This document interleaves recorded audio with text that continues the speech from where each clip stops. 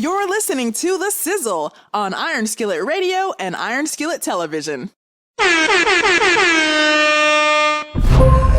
You know who it is. You know what it is. It's The Sizzle in the building, baby. We're talking about the gridiron. We're talking about football. We're talking about fantasy football.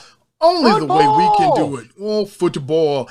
Only the way the Sizzle can do it. It is football, and it is for you. Well, not, okay. All right. It's not the football, but it's football.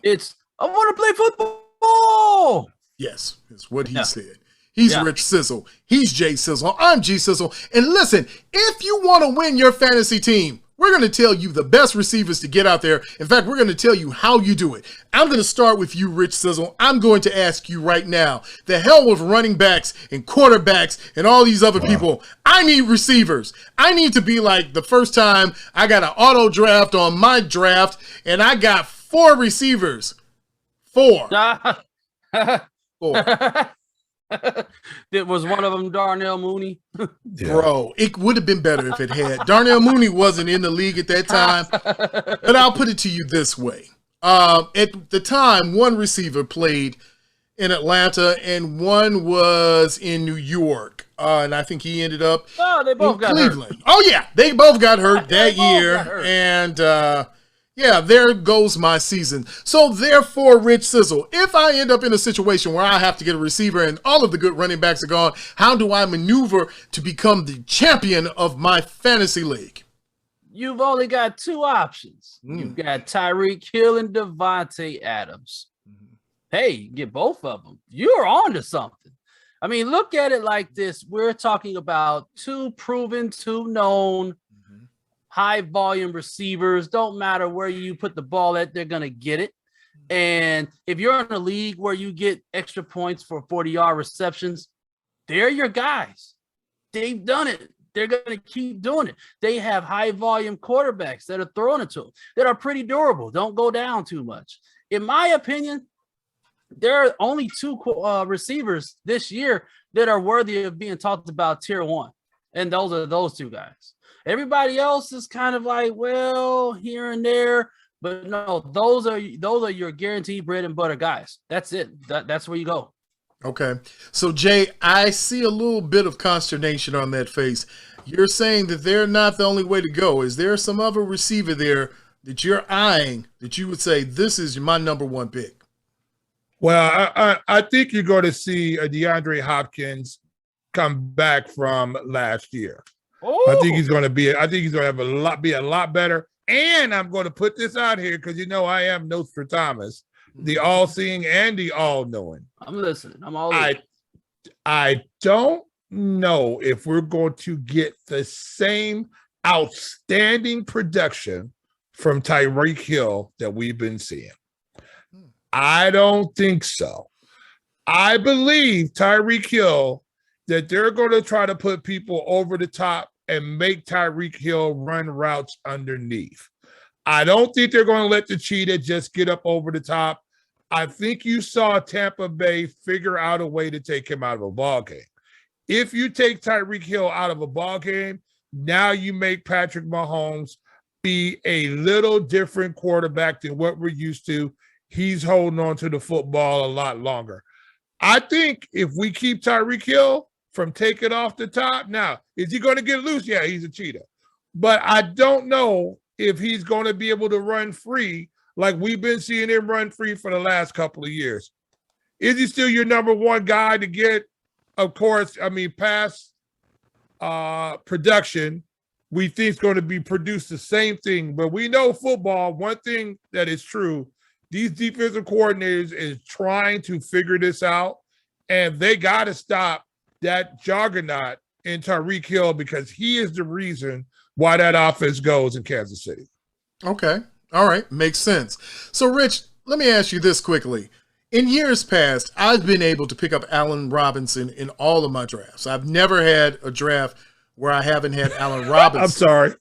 I'm sorry. Never had one. Well, then I never had great drafts. But that's beyond the point. The point is, we had Allen Robinson, and I won 2 or 3 leagues, but he was there. Not a big thing. But this year, when I go to do my drafts and I go to do my mocks, Allen Robinson is disappearing high second. So I have him in that top tier, that tier 2. Is Allen Robinson that sneak pickup, Rich, that you need to have to be successful in wide receiving core for your fantasy team? Oh, if you don't get Allen Robinson, you need a guy like Allen Robinson. It goes back to what we were talking about with running backs. We already know Allen Robinson is that dude in Chicago. The offense is going to go through him.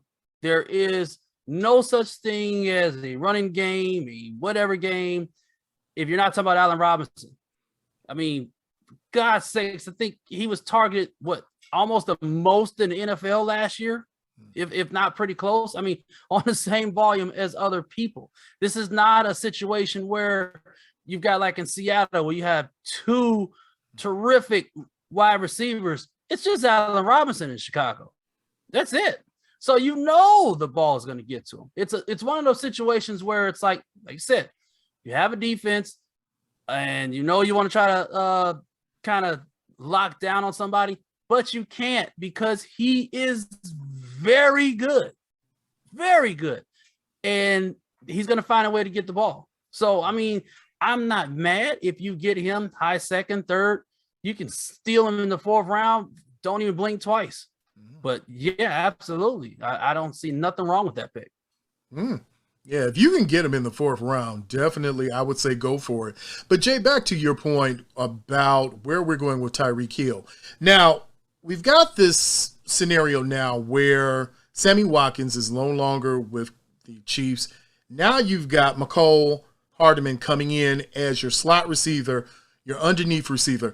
Is he going to take some of those receptions from Hill, or does he have value for you somewhere in that 4 to 7 tier? Is he someone that maybe you should be looking at right now? Yeah, I mean, I think this is going to be a productive offense. The question is where is Patrick Mahomes going to be checking the ball down to? Because I think we're just going to see a little different Patrick Mahomes because he's got to get rid of the football.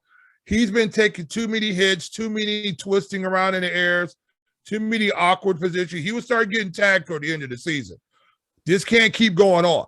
We know that these quarterbacks who run a good amount, move around a good amount, once they start getting nicked up, you saw Patrick Mahomes start to get nicked up toward the end of the year. I also want to toss in somebody that we haven't even mentioned yet.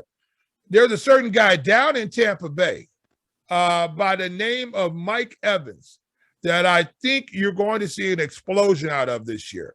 Because I'm looking at that Tampa Bay offense to be better than what it was last year. I think Brady's going to throw for over 5,000 yards this year. Yeah, I said it. I believe he's going to do that because they're going to air the football out down there. I think they're going to be better. That's a guy who if I was drafting, I'd be looking around in there to try to pick up Mike Evans earlier than later because I think he's going to be a real producer for you. All right, so as a follow-up to that, Rich, Tampa Bay is kind of like what we said about running backs.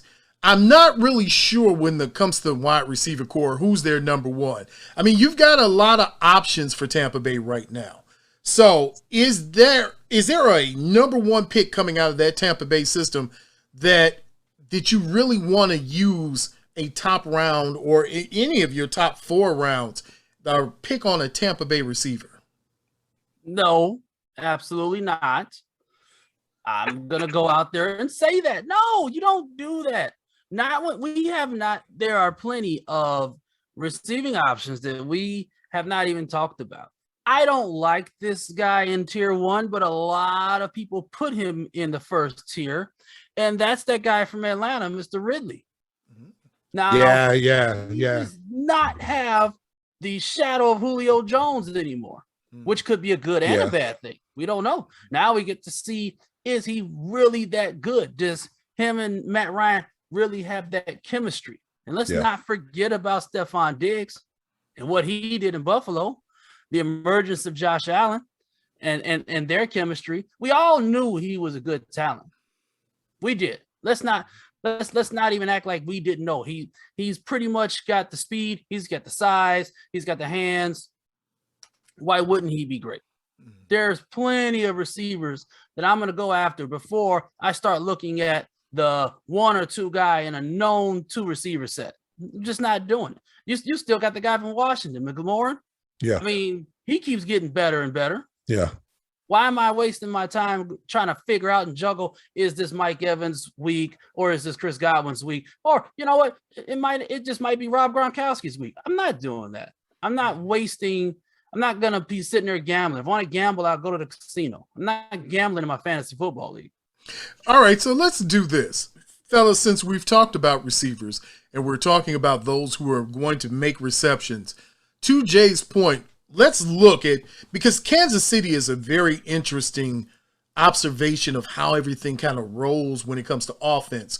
So let's look at tight ends and see, if we're not talking about receivers, are there tight ends out there that are giving you same receiver production, but they're in the tight end spot? Are they worth, if you get them in the second round? Because we've seen some tight ends go in the first round, oddly enough. Well, large enough pool. Yeah, if you're in a 14-team league and you got 14 people, you better pick up the best person you can find. But are tight ends right now as good a receiving option as a wide receiver? And Jay, I'll start with you. I'll ask you, are tight ends as good of a receiving option as just a regular receiver? Well, I'm like, this is the way I start figuring. It all depends where you're picking in the draft, when you're going to go get the top player in that position. And tight end's one of those guys. If you don't see the top guy going and it's moving along in your draft and he's not going, all of a sudden you look at a Travis Kelce, you look at people like that who are going to produce from the tight end position for you. And if you're a mid-level picker, if you're picking 5th or 6th in your draft, which I hate picking 5th or 6th in the draft, I'd rather be down 9 or 10. So at least in the second round, I can flip around and come back on top down there. I might start looking into that tight end section, not early 1, 2, or 3, but you might start looking. If a Travis Kelce's there, if a Mark Andrews from the Ravens is there, you might start looking and going, hey, because I'm going to tell you the one position that falls off rapidly when you get past number 5 is tight end. I mean, the tight ends, when you get past number 5, you're hoping you get any production out of them. You see 5 points out of them, 4, because sometimes these guys just don't get targeted in games where there's big offensive explosions, unless you're a Rob Gronkowski, unless you're a Travis Kelce who's built into the offense. A lot of these other tight ends, these guys are glorified blockers. You can catch a football every once in a while, and that's what and it's tough then to get anybody of any consequence. If you don't pick high in tight ends, then I really wouldn't worry about it. I'd rather go get another really good running back or go get another really good wide receiver if they're there. If I'm not first 3, 4 picks in tight ends, if I'm picking 7th or 8th in tight ends or somewhere down there, I don't care. At that point, I'm just like, whatever. I'm trying to get the best wide receiver running back I can get at that point. I'll take a tight end down with the kicker. Okay. At that point. Okay. So, Rich, I'm looking at a lot of mock drafts, and we have a tight end in Atlanta, rookie coming in. We know tight ends always don't fare well, but is this rookie in Atlanta with the Falcons, is he worth a top 4 pick somewhere in your tight end pick or in your receiver core? I don't think so.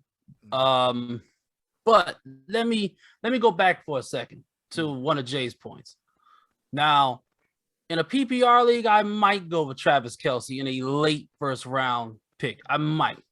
I will say this. Most of the leagues that I've won, I had a high volume producing tight end. Yeah. This is where your research has to come in. Like to Jay's point, you've got to find a tight end that is built in that offensive scheme, not just solely for blocking.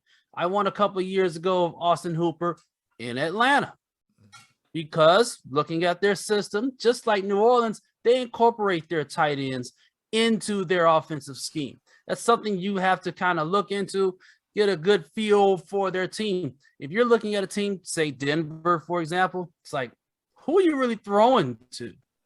And now you have a tight end that did pretty decent last year in Noah Fant. You might want to look at him, especially if you can't get your Darren Waller, your Travis Kelce, your Kittle, or or Mark Andrews, you might want to look into him because he's going to be available in the 8th and 9th round and things like that. When you're just in no man's land, just scrounging for picks that make sense, he may be a good option out there for you. I'm not racing to go for any tight end prospect, like you said, because once you get past those first 3 or 4 names, it's just no point. It's a flip of the coin. And like I said, have you done your research? Because if you figure this guy to be a heavy part of your offense, well, guess what? Nobody else has. So it's your best guess anyway. Okay. So, well, as we get ready to wrap up, we're getting ready to wrap up this whole thing about receivers, tight ends, who you should be looking at in your core. Now, I had a name out there. I had someone I thought was going to make some hay, and that was Jamar Chase. Things haven't looked well in preseason for him. Yeah, and good it's, luck with that. Yeah, it's not looking well with his girlfriend accusing him on Instagram of punching her while she was pregnant. So while you have all these things going on, Keep the left hand At least high. he can catch something. Wow. wow. Hey, did you see the last Catch a game he case. played? He was like 0 for 4. I mean, and the ball was hitting him in the hand. Yeah. This isn't like they were going over his head. They were in the pocket, in the basket, and he's fumbling it. Right. Hey, yeah. Not focused on it. He had other things to think about. He had to think about his combination, that 1-2 right punch. But with that said, I'm going to start with you, Rich. Give me one name out there, somebody that is a sleeper pick in your wide receiver core that you need to be looking at as you get ready to draft your receivers for your team. I ain't got none, to be honest with you. Wow. Now, let me tell you something.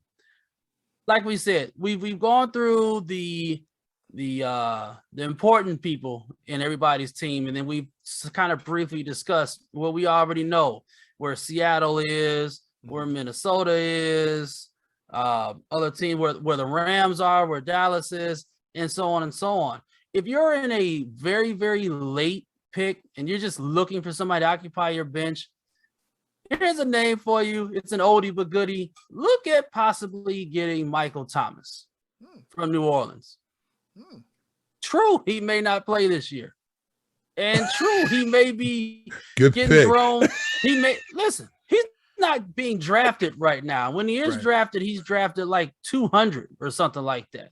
But the name alone, if and when he does play this year, could potentially give you a high trade value just off his namesake. That's true. And like you said, you've got an injury in the running back position. You might be able to steal somebody away because it's a good possibility he's still got some kind of whatever in him that he'll have at least one big game. And then, like you said, sell high and keep going. Right. Jay, is there someone that you're looking at specifically as a wide receiver or tight end that you would suggest, hey, this is a sleeper pick you want to look at and focus in on? There's one guy, and I'm going to try to get this guy if I'm late or drafting in one of my fantasy leagues, and that's Tyler Higbee out of the Rams. The reason why that is because now you got Matthew Stafford there, and that's going to change the dynamic of the Rams. Stafford is a good quarterback that was just in quarterback hell up in Detroit. I think he's going to be better where he is, and we know he likes to throw the tight ends. I think Higbee is one of those guys who is a terror against linebackers because he's big enough to box him out, and he's quick enough to run away from him. He's a perfect outlet for a Matthew Stafford, a wily veteran who don't feel like getting hit no more, who's going to check the ball down. Tyler Higbee, if you have opportunity to pick him up and he's still there, I would get him. A lot of people are going to pass right by him because they don't know his name, but you will know the name by the end of the year. Tyler Higbee is the real deal. Well, with that said, that's a sleeper on you, and that's a great way to wrap this up, to put a bow on everything. If you listen to the experts, you listen to Rich Sizzle, you listen to Jay Sizzle, you found out who is there, if it's a daily or if it's a PPR league, you found out this is the person I could look at. This is what I should be doing. So you know what we come to do. We did it. We gave you the wide receivers you should be looking for. So you know who we are. He's Rich Sizzle. He's Jay Sizzle. I'm G Sizzle. We are the Sizzle, and we will see you, my friend, on the other side.